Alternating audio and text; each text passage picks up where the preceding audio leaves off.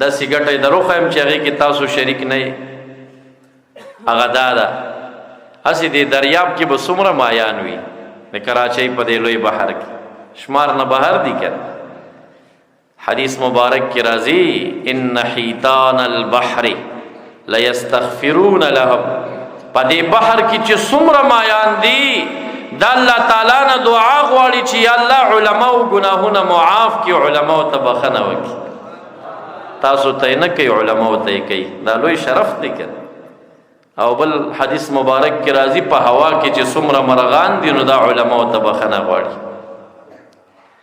او هغه چې تاسو مونږ ټولو ته بخښنې غواړي هغه فرشتې دي چې د عرش نه طوافونه کوي، کروبین فرشتې چې ورته وایي. دا فرشتې په لکونو دي.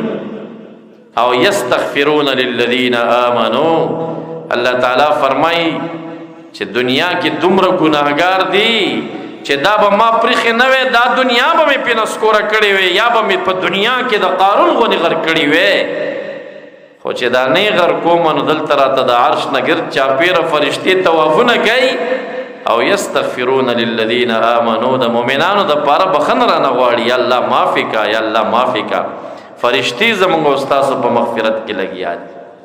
فرشتې پاک مخلوق دی، د هغې دعا قبلیږي. مبارک لاړه سفر شروع شو دویم اسمان ته. دلته ډېر مقامات لیدلی شوي دي، خو هسې هغه نمت لږه قصې کومه. د خلکو حوصلې کمې دي، ګینې معدن استاذ خو تاسو ته د معراج قصه کړي که نه، 3 ګنټو کې هم نه خلاصېږي، ډېره اوږده ده. خو زه هسې لږه لمحه چې د خپل تقریر موافق دی اسمانونو د سفر کې روایات ډېر مختلف دي چې د اسمانونو کې کومو انبیاو سره ملاقات شوی.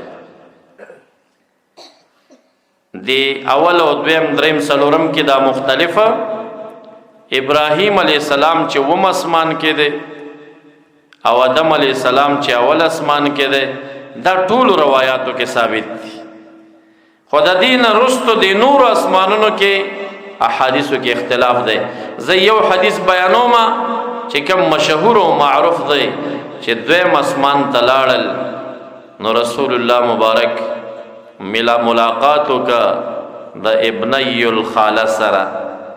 ابنی الخاله څه معنا؟ دوه د ترور زامن. څوک دي؟ یحیی علیه السلام او عیسی علیه السلام. د دې دوه انبیاو سره ملاقات هلته وکړه. او دې ته ابن الخاله ځکه وایي چې د عیسی علیه السلام مور بی بی مریم او د یحیی علیه السلام مور. نو د دې بی بی مریم چې کومه مور وه او د یحیی علیه السلام مور چې د زکریا علیه السلام بی بی وه، نو دا په خپلو کې خویندې وي. نو اصلا عیسی علیه السلام او یحیی علیه السلام د ترور زامن نه جوړیږي، بلکې د یحیی علیه السلام مور بی بی مریم چې د یحیی علیه السلام د ترور لور جوړیږي. ابنی الخاله ورته حدیث کې ویلې شوي. او چې بیا دریم اسمان ته لاړل نو د حضرت یوسف علیه السلام سره ملاقات وشو. او څلورم اسمان کې رسول الله مبارک فرمایي چې ما یوسف علیه السلام ولیده فاذا اعطي له شطر الحسن، چې مې ورته وکتل د دې ټول انسانیت حسن چې نیم کوي نو دا نیم ټول په ټول الله تعالی یوازې یوسف علیه السلام ته ورکړی او دا نیم حسن د ټولې دنیا په انسانانو نارینه او زنانو تقسیم شوی وي. دومره حسین.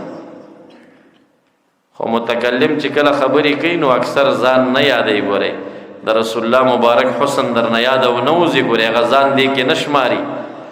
د نبی علیه السلام حسن او د هغې لکونه لږ جلک هغه صحابو بیان کړی چې ابو هریره رضی الله عنه فرمایي چې ما یو ځل د محبوب رخسار ته کتل کأن الشمس تجری فی وجهه، تاوی چې نور را کوز شوی د مبارک پر رخسار کې نور روان دی، داسې رڼا کوي.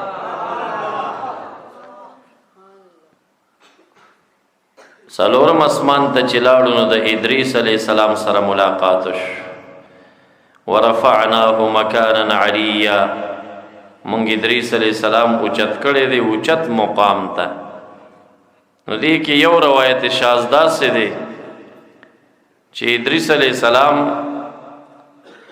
فرشتي و تراغل ملاقات، یره لوی خلق دی انبیاء علیهم السلام فرشتي سلام ترځي، یوازې جبرائیل علیہ السلام نه ګوري، دی نور فرشتو به الله تعالی نه اجازت وغوښته چې دغه پیغمبر ملاقات ته زو اجازت راته وکړه، بیا براله ورته.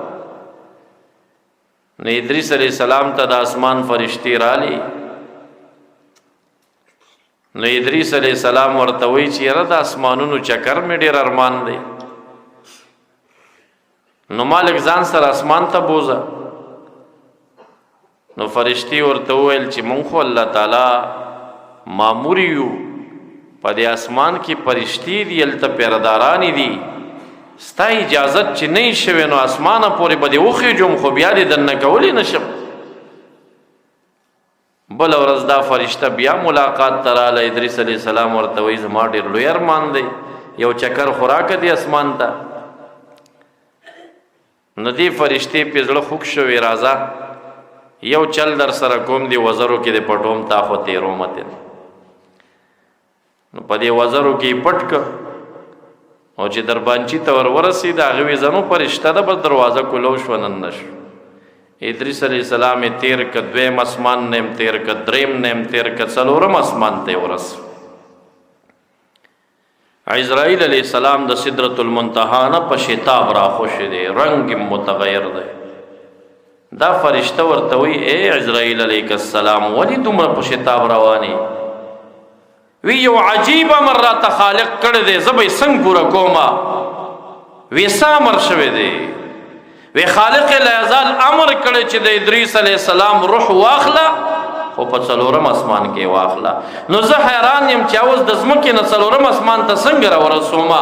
نو فرشتي وزرې وڅنډلې، وی رارسولې مې دی درته، هلته یې ورته وغورځو، وی روح دې واخله، روح یې ترې واخیست. نو بیا په څلورم اسمان کې جنازه فرشتو کړې ده، او په څلورم اسمان کې قبر هم دی. ګورې ښه، ورفعناه مکانا علیا، رب کریم فرمائی ادریس علیہ السلام مونږ اوچت کا اوچت مقام تا.